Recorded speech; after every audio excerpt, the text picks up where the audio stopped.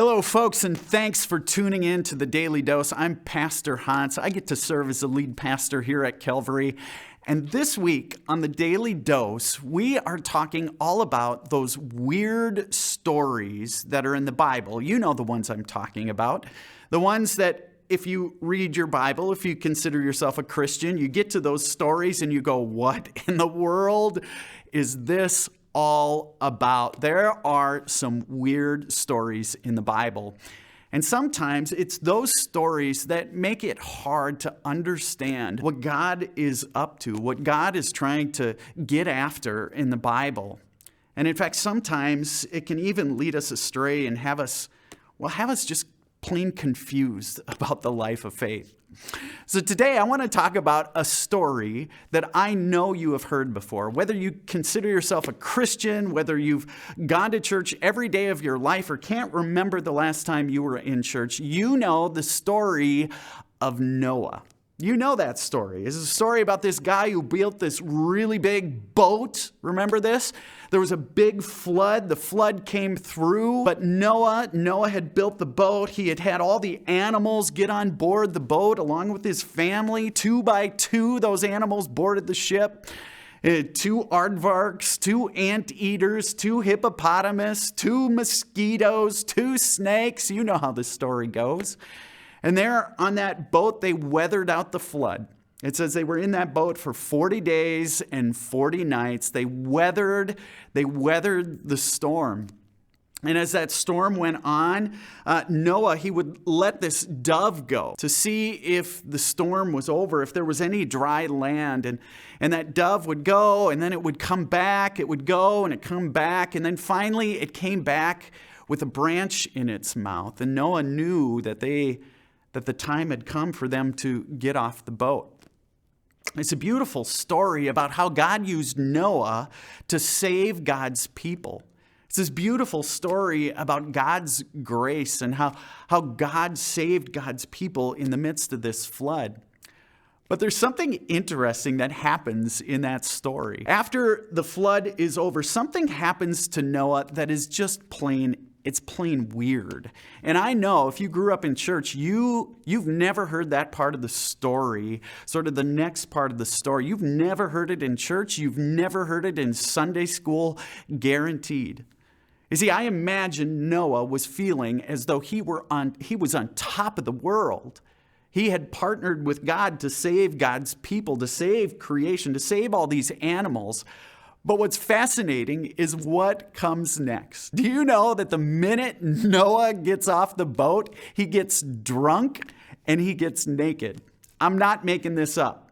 It's in the Bible. Here's how it goes. It says that the boat landed on dry land. The doors to the ark were opened. The animals were set free. And it then says, Noah, in Genesis chapter 9, verse 20, Noah, a man of the soil, proceeded to plant a vineyard. Then he drank some of its wine. He became drunk. He lay uncovered inside his tent. He got naked, it says. Ham, the father of Canaan, saw his father's nakedness and told his 2 brothers outside. But Shem and Japheth took a garment and laid it across their shoulders. Then they walked in backward and covered their father's nakedness. Their eyes were turned the other way so they would not see their father's nakedness.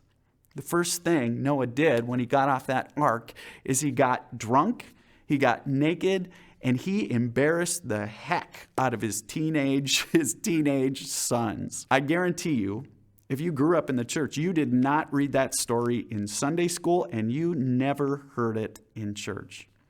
But what I love about that story is it seems to suggest that Noah was flawed. He did something absolutely amazing. God used him to build this ark and really to build a story that has carried on for thousands of years. It's a story we as people of faith, we cling to show the grace and the love of God. Think of how many times that story has been told. But it was Noah, this flawed character, who was at the heart of that story. What I love about these weird stories like this is again and again they remind us that God uses regular, flawed people like you and me. People like you and me who bumble through life. Be honest, you bumble through life just like I do. People like you and me who one minute maybe feel like we are on top of the world. And the next minute, we find ourselves in the most embarrassing situations. Friends, this is the sort of God we have. A God who uses everyday, ordinary people like you and like me. Hey, folks, I'm so grateful that you tuned in to the Daily Dose today. And we are so excited here at Calvary to share with you that we are moving to in-person worship very soon. Memorial Day weekend, we are gathering people back together in person. We're having 2 services throughout the summer. We're going to start with just 2. Our 8 o'clock service here at the church. You're invited to join us for that. And then Calvary at the Lake, our modern service out at Luther Crest Bible Camp. Come at 10 o'clock for worship or come early at 9 o'clock and we'll serve you brunch. Thanks so much for tuning in. Have a good one.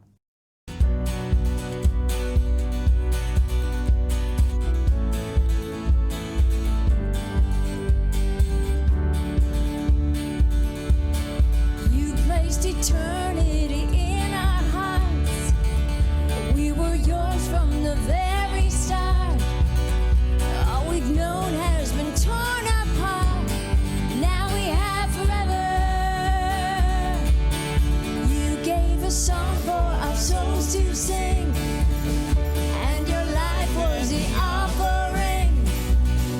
Even death, it has lost its sting. Now we have forever.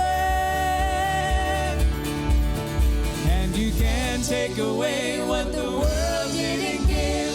We were made for more. We were made for more. At the end of the day, this will remain. Forever we are yours. Forever we are yours. You made a place at your table, God. Paid the way for the poor and lost. Called us into your open arms. Now we have forever. And you can't take away what the world didn't give. We were made for more. We were made for more. At the end of the day, this will remain. Forever we are yours. Forever we are yours. No one can take your place. No life, no death can separate. Your love has conquered the grave. You conquered the grave. And you can't take away what the world didn't give. We were made for more.